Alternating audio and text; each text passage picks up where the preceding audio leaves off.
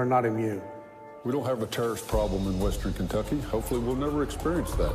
But for one, I don't want to be the sheriff when something even remotely similar to that occurs, is not prepared for it because I chose to ignore the problem. We've got to connect to today's reality, today's threat, and certainly ISI, ISIS, Al-Qaeda, IQ, all of these different offshoots, they want to hurt us everywhere they can, and that means here at home too. I look for innovations, I look for technology that can make our people and our community safer. Israel is on the cutting edge from not only a technology but a tactical standpoint. I wanted to go to Israel to see and learn from people that have dealt with some of these things, quite frankly, on a daily basis. Guard them and the police. I am here in Israel with a number of other sheriffs from across the country, sharing in some experiences as it relates to Homeland Security, counterterrorism, and law enforcement. We tested it. We put guys in the room. Back at home, we have terrorism training. We have a bomb unit. Here, it's more for real. I mean, there's stuff going on here. The bomb unit the other day in Jerusalem, they're answering 20, 30 calls a shift, and those are legitimate calls. Failing's not an option. People die if they fail here. There's been suicide bombers, there's rockets out of the Gaza Strip. We heard explosions on the Syrian border. I mean, you can see it firsthand with people that actually deal with it each and every day. They've had to become experts out of necessity, but they've done it well. Thankfully, they've been able to share with us so that we can make America a much safer country. Coming back from Israel, one of the biggest things that I brought with me from a law enforcement perspective is the tactical mindset. Our need for through-the-wall radar was a very critical one. We've got to know where the threats are. We have to know how many bad guys there are. Camaro was a through-the-wall radar that was manufactured in Israel. One standing by the door, two moving by the back of the building. Not only our SWAT team, but other SWAT teams in the country are using this technology, and it's definitely saved American lives.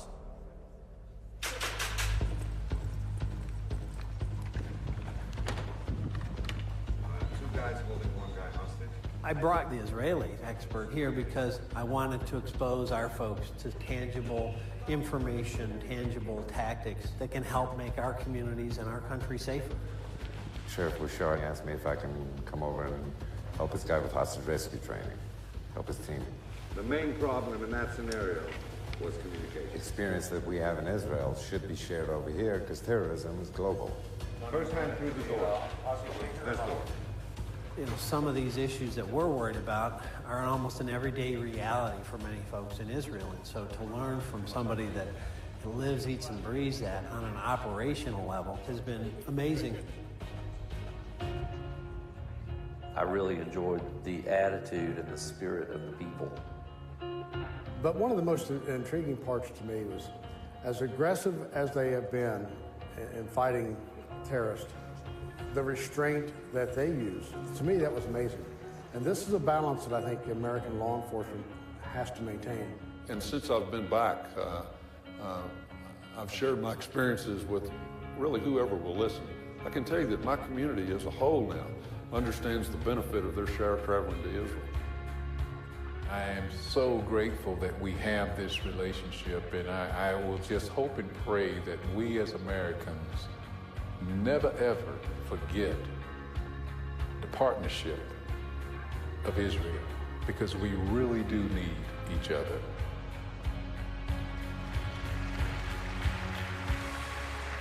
Ladies and gentlemen, please welcome Sheriffs Keith Kane, Thomas Hodgson, Ira Edwards, Vernon Stanforth, and Paul Pabu.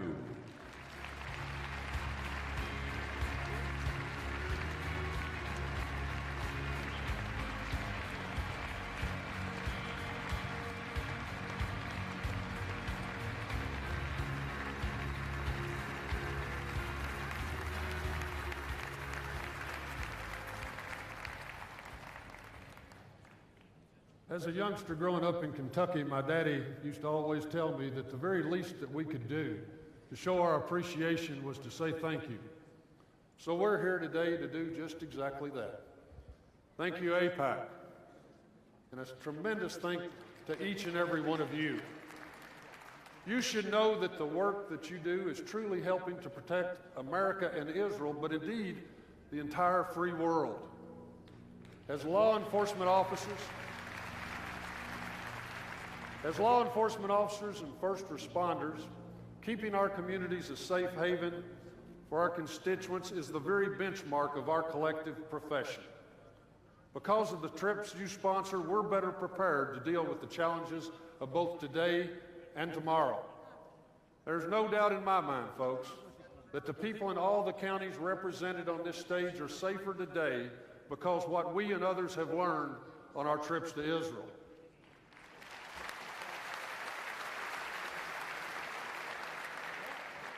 No, we are proud. We are proud to stand beside you in support of Israel and the vital role it plays in keeping us and the world safe and secure from all who would threaten to harm us. May God continue to bless each and every one of you. Thank you once again for allowing us to be with you in Washington. Know it has truly been our honor to be here.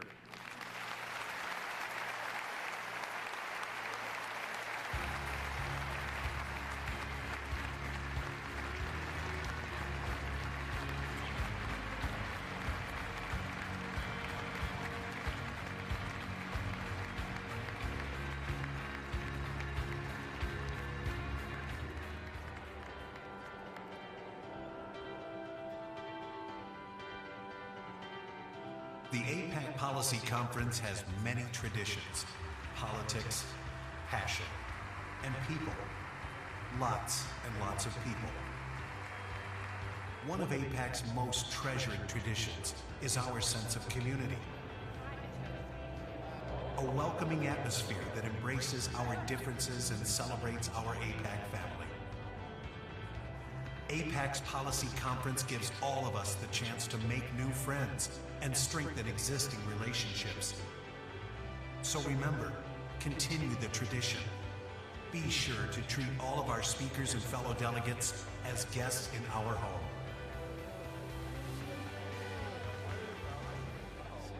Ladies and gentlemen, please welcome Esty and Lisa Hurt.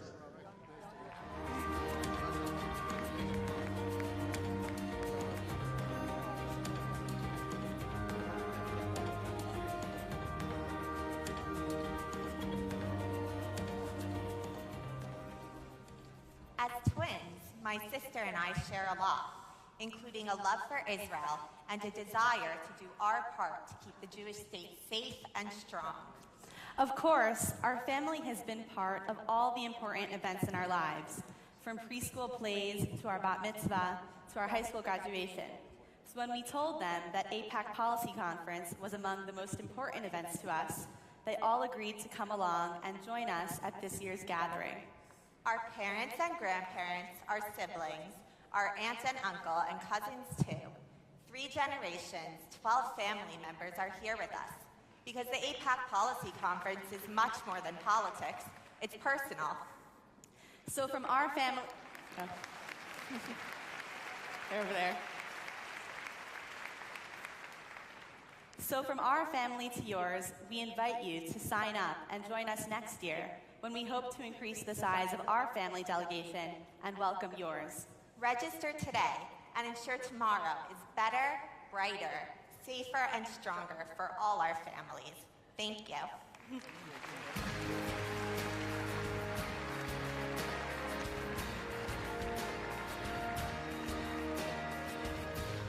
Ladies and gentlemen, please welcome AIPAC Chairman of the Board, Michael Casson.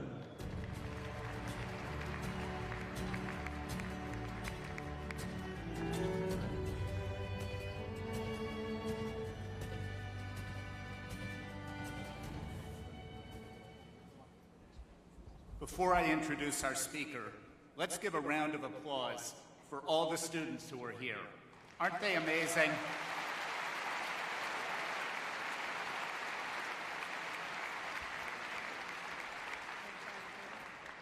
3,000 students are here this year.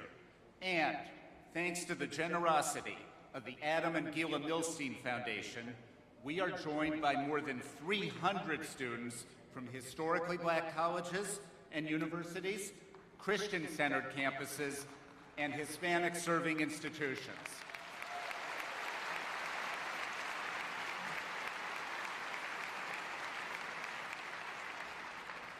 To all of you, thank you for being here and for joining us on Capitol Hill tomorrow.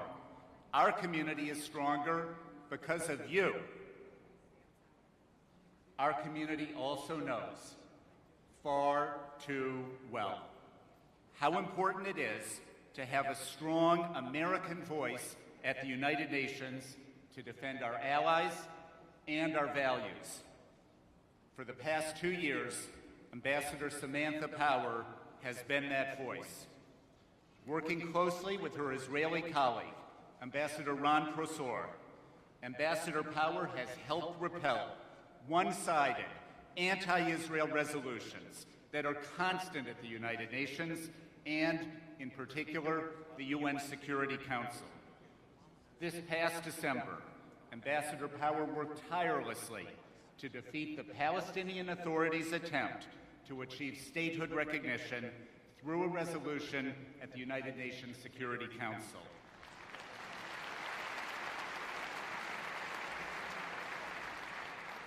In an era when much of the world has turned its back on the Jewish state, Ambassador Power has steadfastly defended our ally Israel.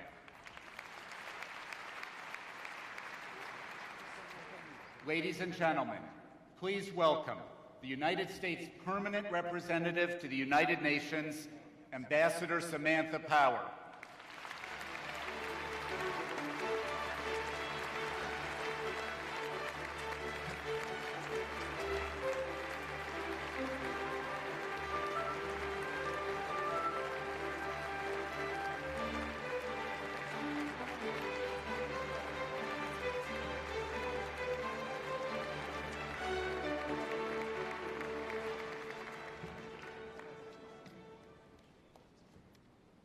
Thank you all, and thank you, Michael.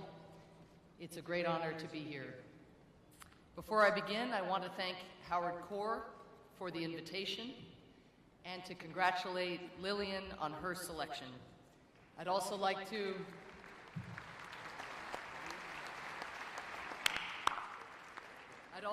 give a shout out to Bob, who has done so much for this organization and for the U.S.-Israel partnership.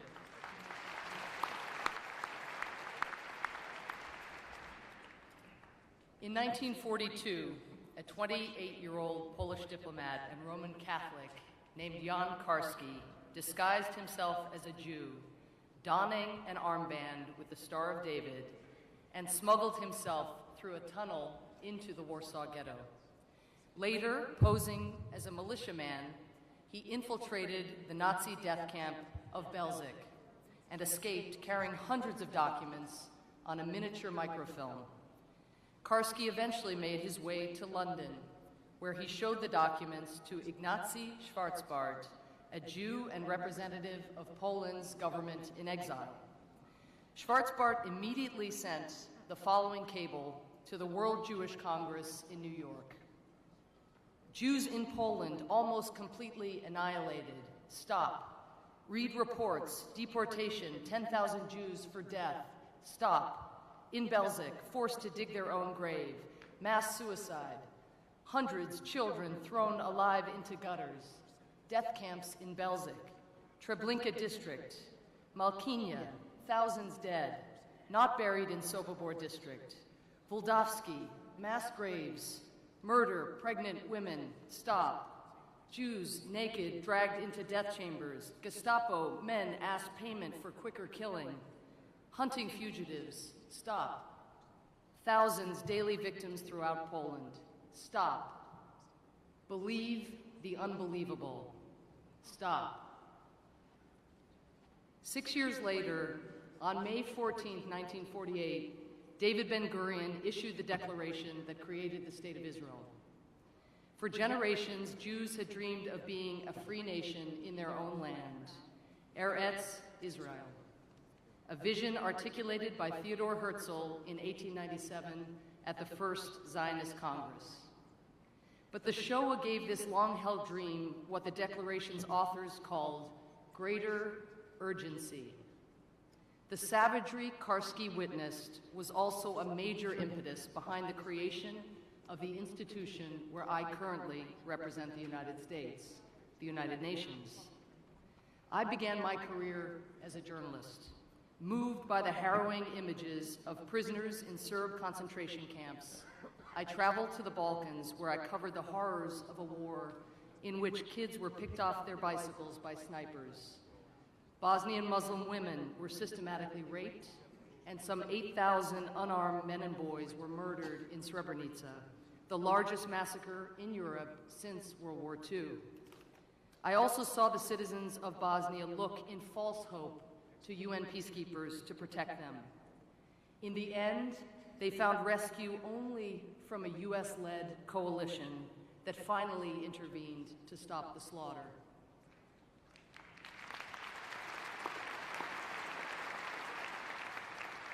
I was chilled by what I saw, and chilled equally by the slowness of the world's response.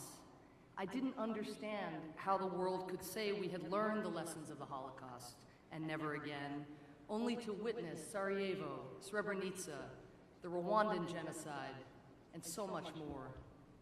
Those questions were the impetus behind my first trip to Israel nearly 2 decades ago. So much of what I saw there left an enduring impression, but nothing so much as the Children's Memorial at Yad Vashem. The descent into a dark underground cavern, illuminated by a sea of projected yahrzeit candles, paying tribute to the memory of 1.5 million children murdered by the Nazis. Projected in that darkness, a stream of photographs of the individual faces of the children who were killed, as their names, countries, and ages echo in the void, implanting themselves in one's consciousness and into one's conscience. You do not need to be Jewish to feel the searing loss held by that darkness. A loss like the tiny specks of light reflected in that cavernous room that is immeasurable, infinite. Of course, the story of the creation of Israel, and of the United Nations for that matter, is about much more than a reaction against the evils of the Holocaust. The story is also the story of thousands of years of Jews yearning for a homeland. And it is the story of a set of principles reflected in Israel's founding document, which envisaged a state, quote, based on freedom, justice, and peace, as envisaged by the prophets of Israel, end quote. A state that would, quote, be faithful to the principles of the Charter of the United Nations, end quote. So it is bitterly unjust that the United Nations, an institution founded upon the idea that all nations should be treated equally, is so often used cynically by member states to treat Israel unequally.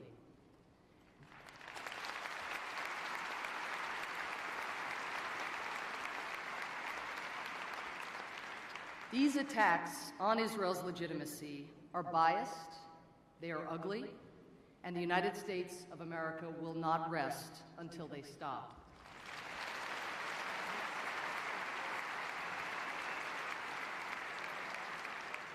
Now, as a few of you may have heard, the Prime Minister of Israel is in town.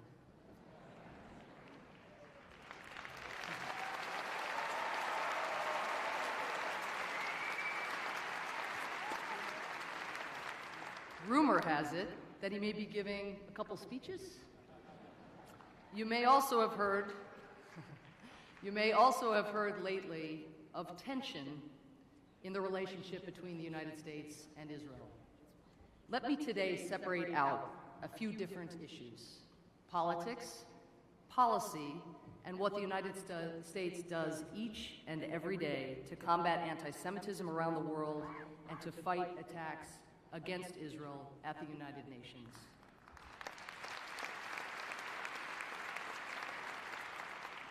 We believe firmly that Israel's security and the U.S.-Israel partnership transcends politics, and it always will.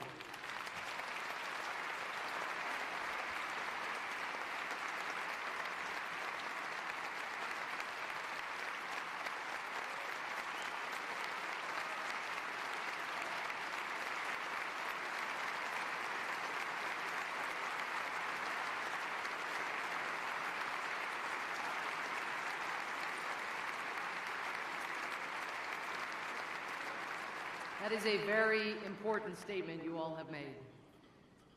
It was the same bond that led President Truman to make the United States the first country to recognize Israel, 11 minutes after it declared its existence in 1948. And it is why we have stood by Israel's side every minute since. Our commitments to our partnership with Israel are bedrock commitments, rooted in shared fundamental values, cemented through decades of bipartisan reinforcement. This partnership should never be politicized, and it cannot and will not be tarnished or broken.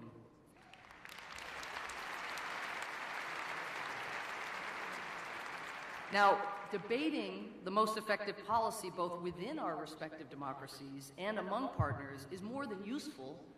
It is a necessary part of arriving at informed decisions. Politicizing that process is not. The stakes are too high for that.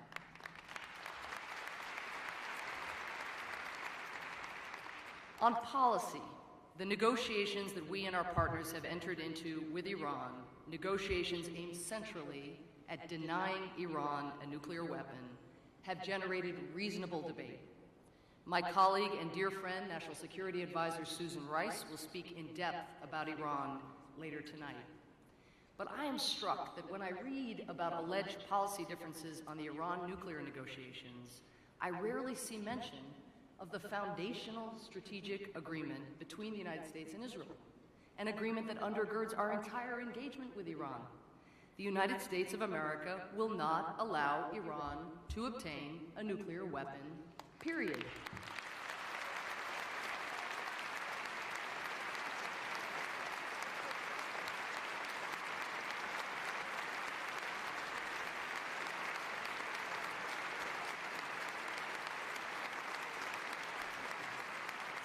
Now, let me put President Obama's commitment to denying Iran a nuclear weapon in context. The Obama administration has invested more than $20 billion in foreign military financing for Israel, far more than for any other country and more than at any previous time in the history of the U.S.-Israel relationship. And the president not only committed to denying Iran a nuclear weapon before negotiations with Iran began, he has reiterated the same commitment during negotiations, and he will keep his commitment whether negotiations collapse or produce a diplomatic solution that meets our bottom lines. Maybe the president has made this point so often that it isn't heard in the same way anymore, but we have to keep repeating it. Talks, no talks. Agreement, no agreement. The United States will take whatever steps are necessary to protect our national security and that of our closest allies.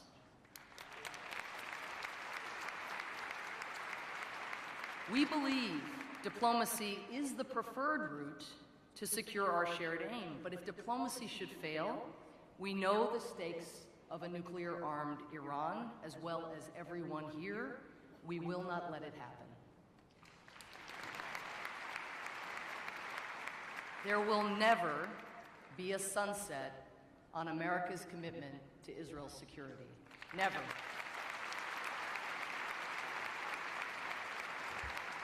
Now, let me turn to aspects of the U.S.-Israel partnership that get far less attention. What the United States is doing every day to combat anti-Semitism around the world and to have Israel's back at the United Nations. We are living in an era where anti-Semitism is surging by every measure. Reported harassment, polling data, violent attacks, and we should all be extremely disturbed by it. Last summer, we saw rallies about the Gaza violence in Dortmund and Frankfurt, at which protesters chanted, "Hamas, Hamas, Jews to the gas." And a similar rally in Paris where protesters marched on a synagogue chanting, "Jews to the oven." We see children who have to walk through phalanxes of heavily armed soldiers to get into their Jewish schools, and congregants forced to walk through metal detectors to enter their synagogues. And we have seen murder. The attack in Paris and the attacks before it on the Jewish school in Toulouse and the Jewish Museum in Brussels, last month's attack on a synagogue in Copenhagen. Then there are the signs we cannot see, but that are no less chilling. Jews thinking twice before shopping in a kosher shopping market, putting on a kippah, or hanging a mezuzah outside a home. In 2004, all 55 countries in the Organization for Security and Cooperation in Europe, including the United States, convened in Berlin to make a historic pledge to combat all forms of anti-Semitism. When last November the countries reassembled to mark the 10th anniversary of that pledge, President Obama asked me to lead the presidential delegation to the meeting. What I told the leaders gathered there is what you already know. Anti-Semitic attacks are not only a threat to the Jewish community, they are a threat to European liberalism and pluralism, the very ideals that Jan Karski was willing to risk his life for. I told the European gathering that while freedom of expression is a sacred right, criticism of Israel can never be used as a justification for incitement to violence. And I told them that when leaders speak up, nations take notice. Unfortunately, President Obama was one of the few leaders to send a cabinet-level representative to this important and necessary conference. Even more alarming, only 2/3 of the countries that participated in the 2004 anti-Semitism conference were represented in 2014. Given that the situation has only gotten worse, I asked the European policymakers there, doesn't this issue at the very least merit the same show of solidarity and commitment from governments today as it did a decade ago? We believe it demands that and more. We believe that as anti-Semitism rises, so too must our collective resolve to defeat it. That is why in recent years the United States has been relentlessly pushing countries to take swift, robust steps to address it, from developing hate crimes legislation to prosecuting vigorously the perpetrators of anti-Semitic acts, to designating senior officials to coordinate efforts to combat anti-Semitism, as the United States did back in 2004. Now, the last place you might expect meaningful action to combat anti-Semitism is at the United Nations. As you all know, it was 40 years ago, in 1975, that the UN General Assembly adopted a resolution with the support of 75 of the then 142 member states. That resolution officially determined that, quote, Zionism is a form of racism, end quote. When Daniel Patrick Moynihan, the US ambassador to the UN at the time, passionately objected to the resolution,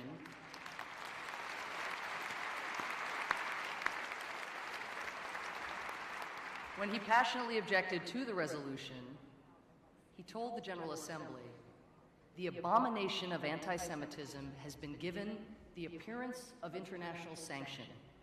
What we have here is a lie.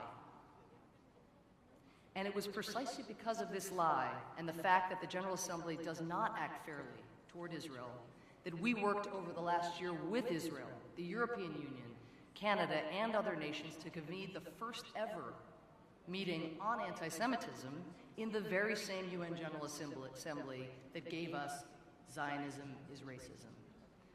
The late, great Moynihan would not have believed the scene in the General Assembly Hall on January 22nd this year, when more than 50 countries, including a good number that had voted for the 1975 resolution, and people of all faiths, took the podium not only to denounce anti-Semitism and attacks like the barbarous killings in Paris that had occurred on January 9th, but also to commit their countries to take concrete steps to stop its alarming rise.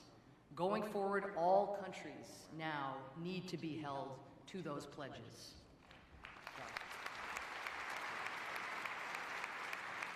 Let me give you just a sampling of what we have done across the UN system to defend Israel and its right to be treated like any other nation. When 18 biased resolutions against Israel were proposed during the UN General Assembly last September, as they are every fall, we opposed every one of them. When the UN Human Rights Council held a special session last July to create a commission of inquiry to investigate alleged human rights violations committed in the context of military operations in the Palestinian territories, we cast the sole no vote on a profoundly flawed resolution that focused overwhelming criticism on Israel without once mentioning Hamas. Not once. And this after Hamas had fired approximately 4,000 rockets on Israel from Gaza last year. Before the United States joined the UN Human Rights Council in 2009, more than half of all the country-specific resolutions adopted there were focused on Israel. Today, we've helped lower that proportion to less than a third. But let me stress, the Human Rights Council has still adopted many more resolutions criticizing Israel than it has on North Korea, a totalitarian state in which roughly 100,000 people are currently being held in gulags and where children are forced to witness the execution of their parents. At the Security Council, we have also guarded vigilantly against any resolution that threatens Israel's security or undermines the pursuit of peace. That is why, in December, we opposed efforts to pass a deeply imbalanced Security Council resolution on Palestinian statehood and successfully rallied other countries to do the same. As I told the UN Security Council at the time, the United States recognizes, as do many Israeli leaders, that a two-state solution is vital to ensuring the preservation of a Jewish and democratic Israel. And we stand ready, as we always have, to support and engage with the parties in working toward that two-state solution. But progress toward that solution will require brave leadership and tough decisions. And as successive U.S. administrations have made clear for decades, Israeli settlement activity damages the prospects for peace. Nor will one-sided actions in international bodies or accession to international treaties, such as actions against Israel at the International Criminal Court, help us get to a negotiated solution. It is a false choice to tell Israel that it has to choose between peace on the one hand and security on the other. The United Nations would not ask any other country to make that choice, and it should not ask it of Israel. We have pressed the UN Security Council to respond when Israelis are victims of terror. For 7 years leading up to 2012, the Council would not even issue a single press statement condemning an attack on Israel. Last year, it issued 3, including one denouncing the sickening kidnapping and murder of the 3 Israeli teenagers, Naftali Frankel, Gilad Shaer, and Eyal Yifrak. Day in and day out, we fight for Israel's full and equal participation in UN bodies. While membership in these groups may sound bureaucratic, these are the organs where actual policies are hammered out. They matter. For years, Israel was the only UN member state that was excluded from a regional body at the UN in Geneva, and the only group that had no group to caucus with in New York in the General Assembly committee that addresses human rights. I was determined to change this, and we did. In January 2014, after a sustained full-court diplomatic press, we helped secure for Israel permanent membership in what's called the Western European and Others group, the group that we belong to. And in February 2014, we secured Israel's membership in the like-minded Human Rights Caucus, from which it had long been excluded in New York. Now, no one will have to fight those battles again.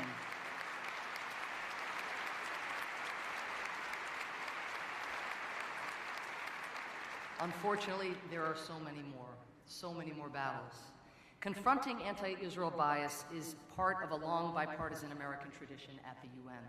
It is part of the legacy of every single U.S. ambassador to the United Nations who's come before me, from my predecessor, Ambassador Rice, who fought tirelessly for Israel's equal treatment and helped put in place the toughest multilateral sanctions regime in history against Iran, back through master diplomats from both parties, from Moynihan to Kirkpatrick, Albright to Holbrooke. Why does the U.S. put so much into this effort? I would borrow the explanation that President Johnson gave shortly after the Six-Day War, when the Soviet premier asked him why the United States was supporting Israel, a nation so vastly outnumbered by neighboring countries with which it was at war. Johnson responded, quote, "Numbers do not determine what is right," end quote. That was true for America's support for Israel in 1967, and it is true for America's support for Israel today. And the reason it is right, as Johnson said, is because we believe in Israel. We believe in the values of pluralism, freedom, and democracy that it represents, and we believe that the Jewish people should always have a homeland that is safe and secure. But there's another reason. There's another reason we put so much into ensuring Israel gets the seat it deserves at every table and can take part in responding to the great challenges of our time. Given the equal opportunity to contribute, Israel has shown time and again how much it has to offer the world. Consider Israel's participation in the UN's responses to global humanitarian crises like the recent Ebola outbreak, a cause to which Israel contributed one of the highest per capita amounts of money and resources, at the same time as it delivered mobile Ebola treatment units to the affected countries. Or think about its rapid deployment following the devastating earthquake in Haiti in 2010 of an entire field hospital together with 200 personnel, which it deployed with the help of the United States within 4 days of the earthquake. If those are not modern day embodiments of Tikkun Olam, I don't know what is. There is a broader reason that why we fight relentlessly for Israel to be treated equally at the UN, and that is to bring the UN closer to meeting the goals of its charter. As everything I've said up to this point should make clear, I'm under no illusions about the flaws and contradictions within the UN. But we do not have the option of walking away. Whether bringing countries together to expand the global coalition confronting ISIL, or enabling peacekeeping missions to stop atrocities, the UN can help advance America's and Israel's shared interests. The problems we see at the UN, including anti-Israel bias, do not exist because of the UN organization per se. The UN is the venue where various countries' biases are aired. We will never accept this, ever. But we cannot kid ourselves into thinking that giving up on the UN will cure this problem. Instead, we must commit ourselves to forging through our principles, our arguments, and our sweat, the world that we seek. That is what Ambassador Moynihan saw so clearly in 1975 when he told the UN, as it prepared to pass that infamous resolution, quote, "What we have at stake here is not merely the honor and the legitimacy of the State of Israel, although a challenge to the legitimacy of any member nation ought always to arouse the vigilance of all members of the United Nations. For a yet more important matter," he said, "is at issue, which is the integrity of the whole body of moral and legal precepts, which we know as human rights," end quote. Those stakes have not changed. And if we are to confront today's threats, whether they stem from terrorist fighters or deadly diseases, from totalitarian governments or crushing poverty, we need more countries that share our commitments and values so we can make the world more just and more secure. Let me conclude. For Israel, too often the right to be treated equally, and at times even the right to exist at all, has been challenged. Israel's history, in part, is the story of perpetually overcoming these challenges. It is a story that is still being written as the obstacles persist in so many forms, from virulent anti-Semitism around the world to the terrorists and regimes that continue to threaten Israel. And throughout this shared history, the United States has stood shoulder to shoulder with our partner through thick and thin. Several decades ago, when, like today, some were citing tension in the ties between the United States and Israel, a wise senator from Massachusetts said, quote, "It is worth remembering that Israel is a cause that stands beyond the ordinary changes and chances of American public life. In our pluralistic society, it has not been a Jewish cause any more than Irish independence was solely the concern of Americans of Irish descent. The ideals of Zionism," he went on, "have, in the last half-century, been repeatedly endorsed by presidents and members of Congress from both parties. Friendship for Israel is not a partisan matter," he said, "it is a national commitment," end quote.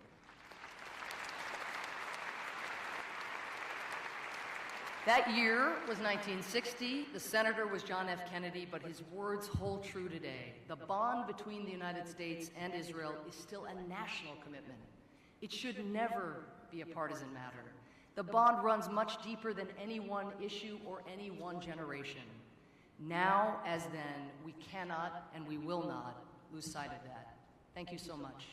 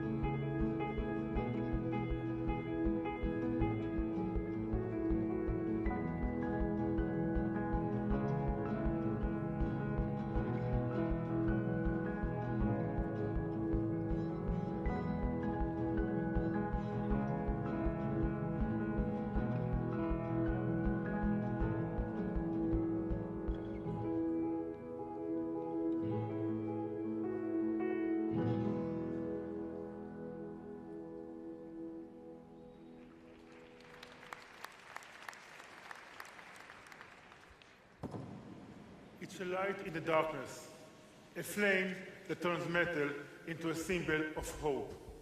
Steel is cold, dark, and permanent, but I have learned how to change it. My name is Yaron Bob, and I'm a metal artist. My home is in Moshav Yated, a small town just steps from Gaza and Egypt. A few years ago, a siren went off, as it often does. Tseva Adom, Tseva Adom. In my community, it's mean 10 to 15 seconds to run for shelter. On that day, there was nowhere to run. No safety, no cover. And so I leaned against the wall and I prayed. The rocket exploded just on the other side of the wall. That's all that stood between me and death, one wall. Everyone was safe, but we were shaken. We are often shaken. When the police came to pick up the rocket, something made me ask if I could keep it. I brought it home. I stared at it for a long time. At first, I was afraid of what it meant. It sat in my studio, and an unwelcome guest, smiling, grinning, staring at me. I wanted to take away its powers. I wanted to stop being afraid. I wanted those who sent it toward Israel with hatred in their hearts to be forced to see the beauty in the world. Tearing apart the rockets is my therapy. It gives me peace. I cut them into rings. I burn the rocket in a furnace that I like to think cleans the metal of the hatred that created it. Finally, I hammer them down. I flatten each piece until it's thin. And then I use the torch. The flame brings the metal to life. Each twist revealing a new petal, slowly softening them, wrapping the metal to create each bloom. I knew what I chose to create needed to speak of life and rebirth. To me, a rose means warmth and family. It means home. Each rose marked with the month and the year when the rocket landed. I hope that I'm making the world a better place. Part of my proceeds go to help the victim of terror. I hope that my work helps people to see that Israel hungers for peace, not war. I hope that someday we and the people of Gaza find a way to live without weapons, without death. My sculptures are my statement. What they throw at us,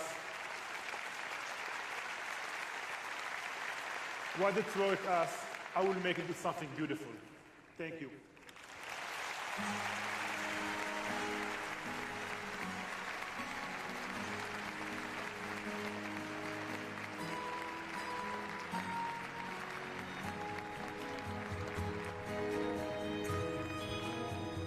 Ladies and gentlemen, please welcome AIPAC President Bob Cohen.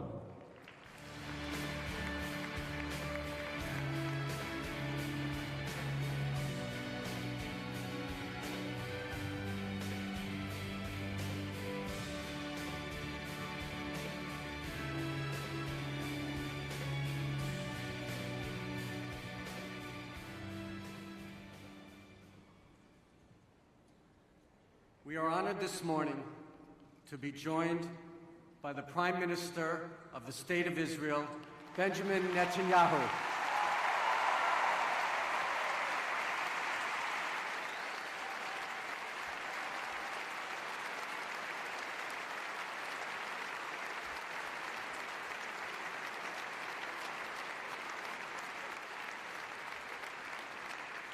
Throughout his distinguished career, Prime Minister Netanyahu has confronted the challenges facing the Jewish state with courage and passion. He has warned the world about the threat of militant Islam, fought against anti-Israel campaigns at the United Nations, and long recognized the danger of a nuclear-capable Iran, not just to Israel, but to the entire world. Mr. Prime Minister, today, with so much at stake, America's pro-Israel community, including more than 16,000 people in this room, welcomes you to Washington.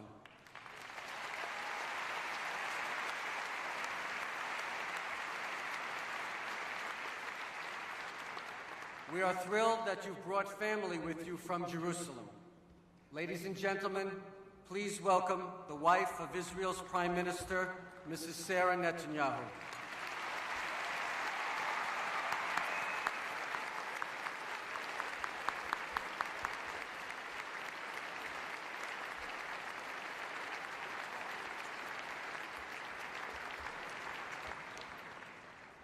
We welcome you both to this conference in celebration of the shared interests and values of two great democracies. And we stand here to send a clear message. We stand with the people of Israel in their quest to stop Iran. We stand with the people of Israel in their quest for lasting peace with their neighbors. And we stand with the people of Israel in their quest for a brighter future. Ladies and gentlemen, please join me in welcoming the Prime Minister of the State of Israel, Mr. Benjamin Netanyahu.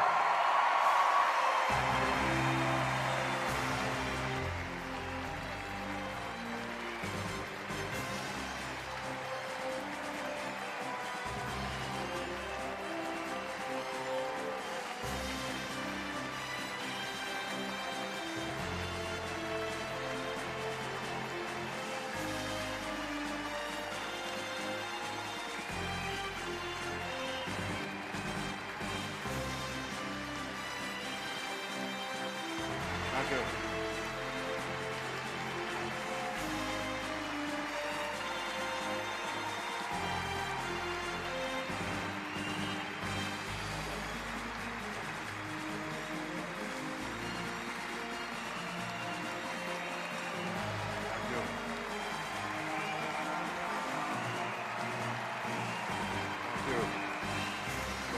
Thank you.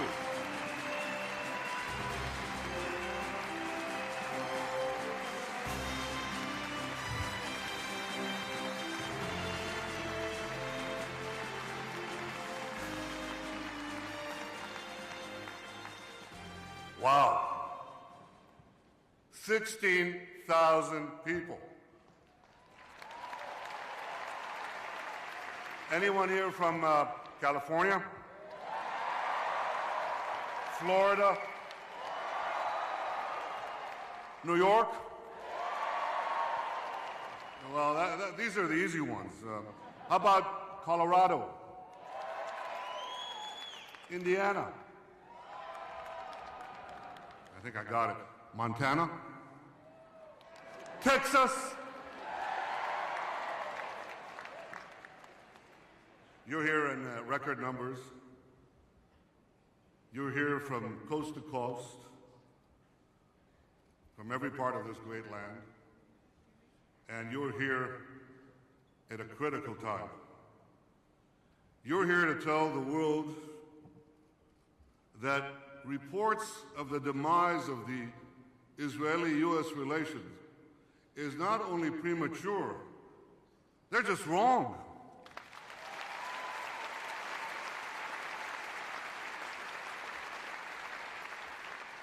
You're here to tell the world that our alliance is stronger than ever.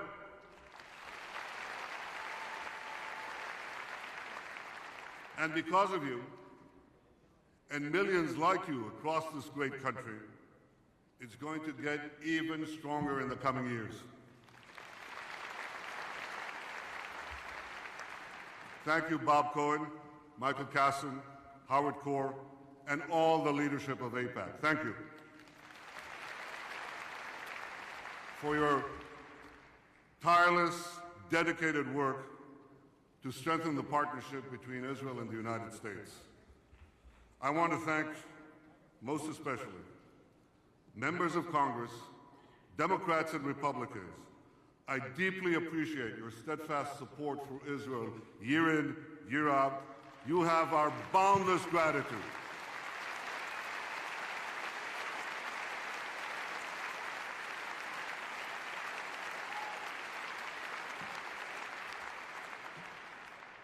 I want to welcome President Zeman of the Czech Republic,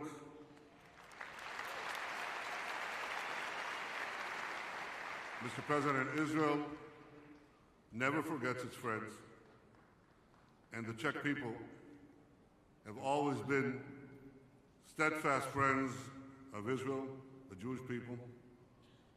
From the days of Thomas Masaryk at the inception of Zionism, you know, Mr. President, when I entered the Israeli army in 1967, I received a Czech rifle,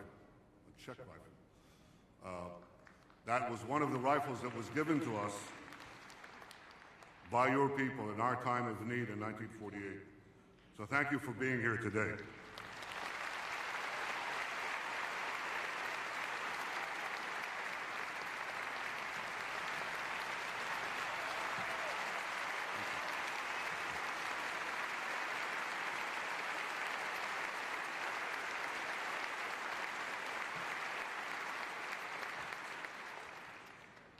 Also here are two great friends of Israel. Former Prime Minister of Spain, José María Aznar,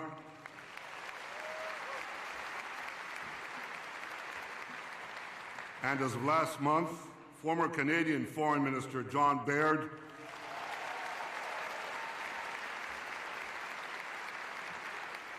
Thank you both for your unwavering support. You are true champions of Israel, and you are true champions of the truth.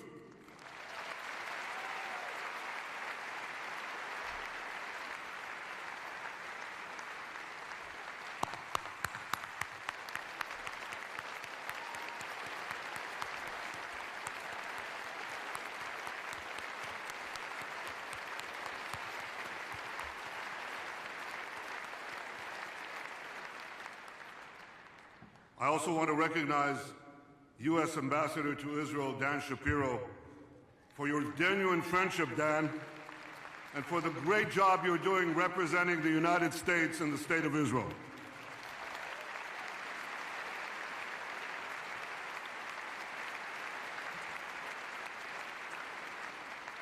And I want to recognize the two Rons. I want to thank Ambassador Ron Prosor for the exemplary job he's doing at the UN in a very difficult forum.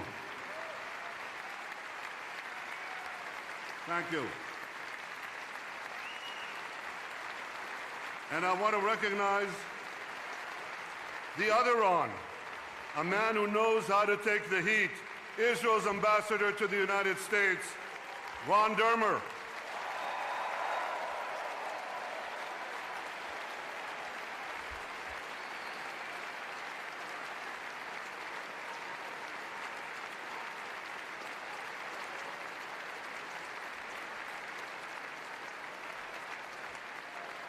Ron, I couldn't be prouder to have you representing Israel in Washington. And finally, I want to recognize my wife, Sarah, whose courage in the face of adversity is an inspiration to me.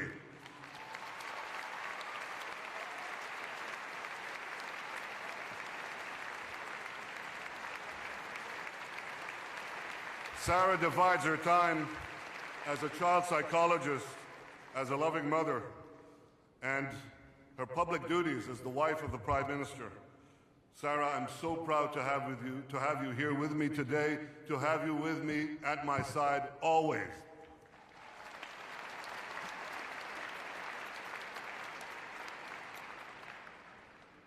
My friends, I bring greetings to you from Jerusalem, our eternal, undivided capital.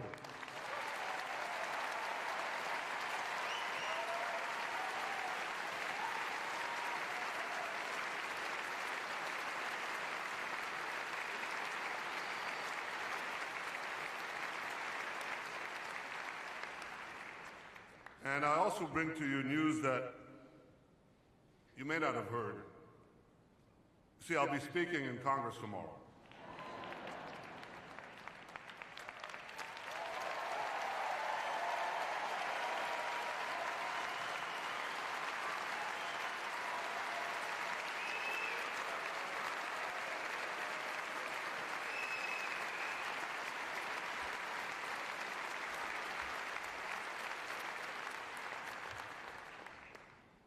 You know, never has so much been written about a speech that hasn't been given. And I'm not going to speak today about the content of that speech, but I do want to say a few words about the purpose of that speech. First, let me clarify what is not the purpose of that speech.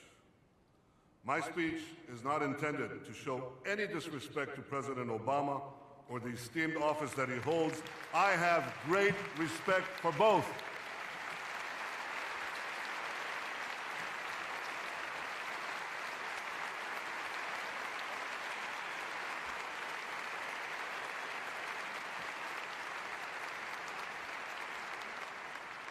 I deeply appreciate all that President Obama has done for Israel: security cooperation, intelligence sharing, supported the UN, and much more, some things that I, as Prime Minister of Israel, cannot even divulge to you because it remains in the realm of the confidences that are kept between an American president and an Israeli Prime Minister. I am deeply grateful for this support, and so should you be.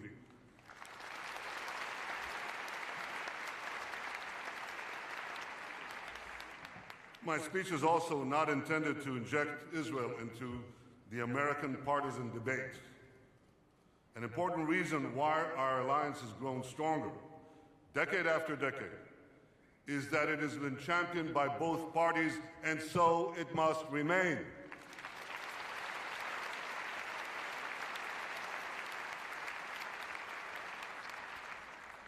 Both Democratic and Republican presidents have worked together with friends from both sides of the aisle in Congress to strengthen Israel and our alliance between our two countries. And working together, they've provided Israel with generous military assistance and missile defense spending. We've seen how important that is just last summer. Working together, they've made Israel the first free trade partner of America 30 years ago, and its first official strategic partner last year.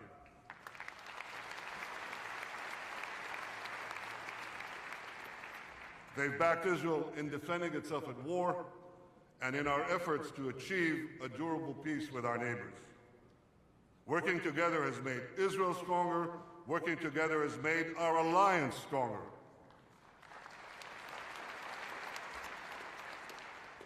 And that's why the last thing that anyone who cares about Israel the last thing that I would want is for Israel to become a partisan issue.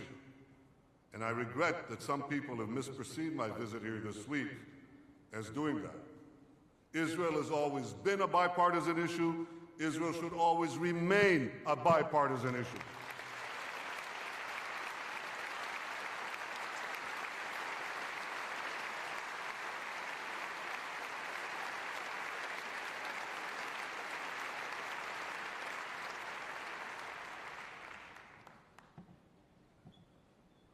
Ladies and gentlemen, the purpose of my address to Congress tomorrow is to speak up about a potential deal with Iran that could threaten the survival of Israel. Iran is the foremost state sponsor of terrorism in the world. Look at that graph. Look at that map that you see on the wall. It shows Iran training, arming, dispatching terrorists on 5 continents. Iran envelops the entire world with its tentacles of terror. This is what Iran is doing now without nuclear weapons. Imagine what Iran would do with nuclear weapons. And this same Iran vows to annihilate Israel. If it develops nuclear weapons, it would have the means to achieve that goal. We must not let that happen.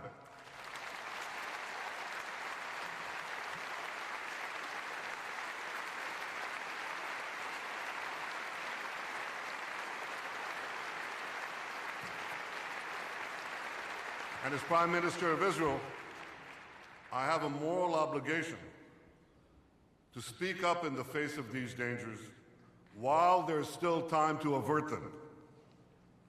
For 2,000 years, my people, the Jewish people, were stateless, defenseless, voiceless. We were utterly powerless against our enemies who swore to destroy us. We suffered relentless persecution and horrific attacks. We could never speak in our own behalf, and we could not defend ourselves. Well, no more. No more.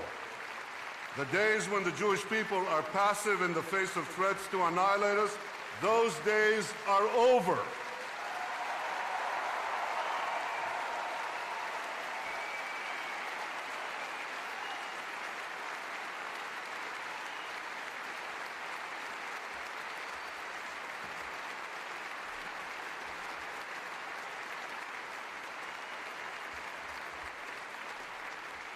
Today, in our sovereign state of Israel, we defend ourselves.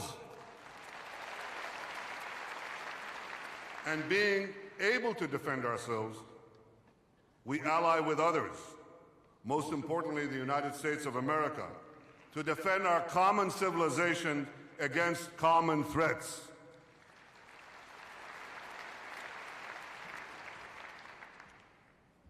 In our part of the world, and increasingly in every part of the world, no one makes alliances with the weak. You seek out those who have strength, those who have resolve, those who have determination to fight for themselves. That's how alliances are formed. So we defend ourselves, and in so doing, create the basis of a broader alliance. And today, we are no longer silent. Today, we have a voice. And tomorrow, as Prime Minister of the one and only Jewish state, I plan to use that voice.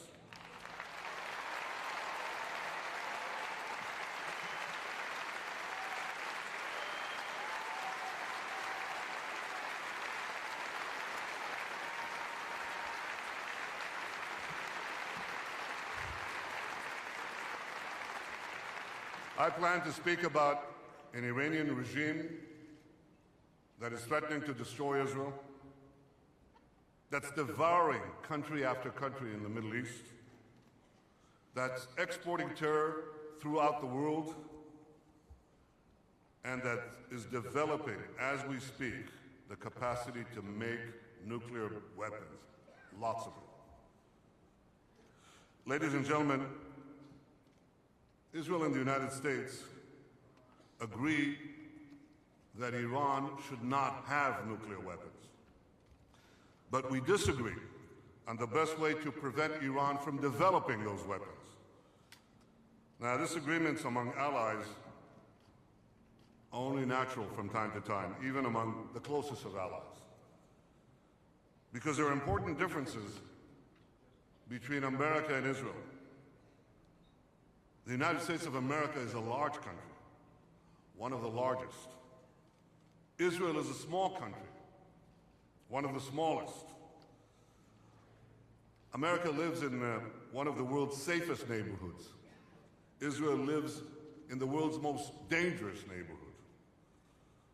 America is the strongest power in the world. Israel is strong, but it's much more vulnerable. American leaders worry about the security of their country. Israeli leaders worry about the survival of their country. You know,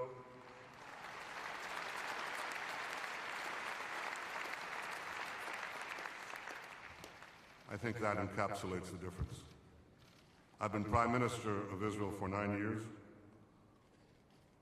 There's not a single day, not one day, that I didn't think about the survival of my country and the actions that I take to ensure that survival. Not one day.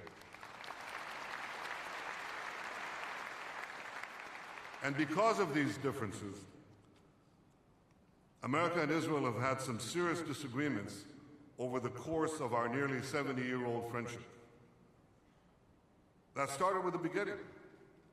In 1948, Secretary of State George Marshall opposed David Ben-Gurion's intention to declare statehood. That's an understatement. He vehemently opposed it. But Ben-Gurion, understanding what was at stake, went ahead and declared Israel's independence.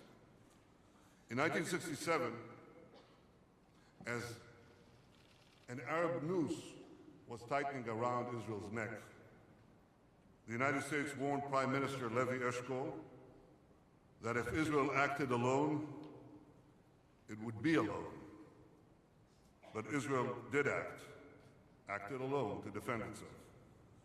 In 1981, under the leadership of Prime Minister Menachem Begin, Israel destroyed the nuclear reactor at Osirak.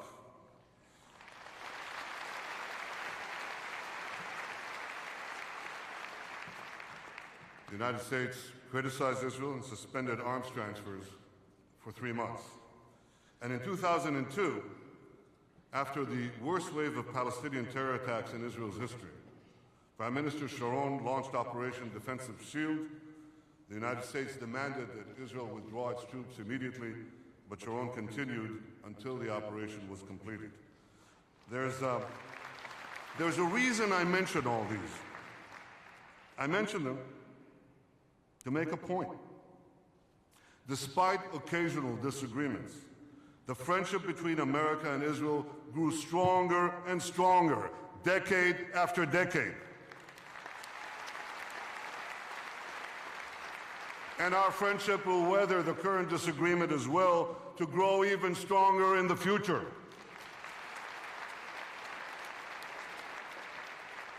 And I'll tell you why. Because we share the same dreams. Because we pray and hope and aspire for that same better world. Because the values that unite us are much stronger than the differences that divide us.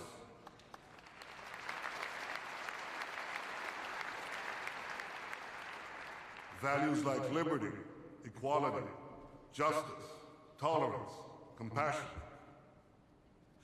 As our region descends into medieval barbarism, Israel is the one that upholds these values common to us and to you.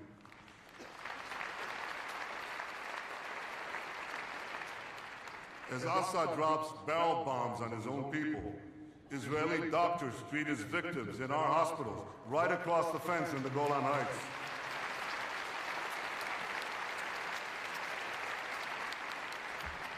As Christians in the Middle East are beheaded and their ancient communities are decimated, Israel's Christian community is growing and thriving, the only one such community in the Middle East.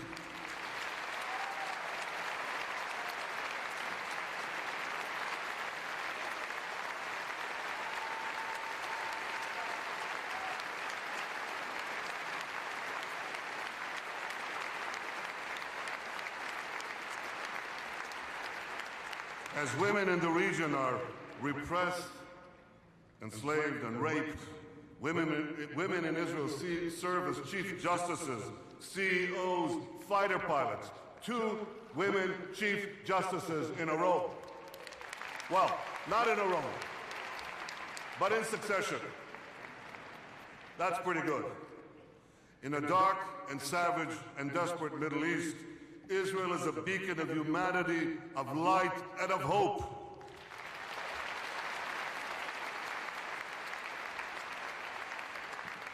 Ladies and gentlemen, Israel and the United States will continue to stand together because America and Israel are more than friends. We're like a family. We're practically mishpucha. Now, disagreements in the family are always uncomfortable. But we must always remember that we are family.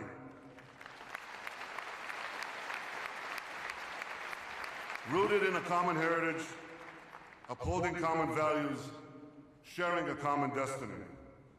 And that's the message I came to tell you today. Our alliance is sound, our friendship is strong, and with your efforts, it will get even stronger in the years to come. Thank you, AIPAC. Thank you, America. God bless you all.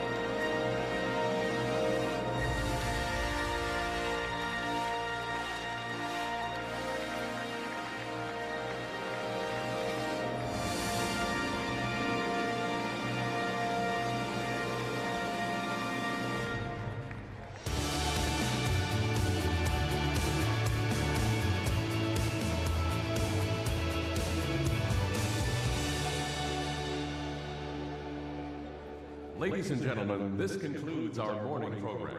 Please check your personal schedule for your next event and enjoy your day.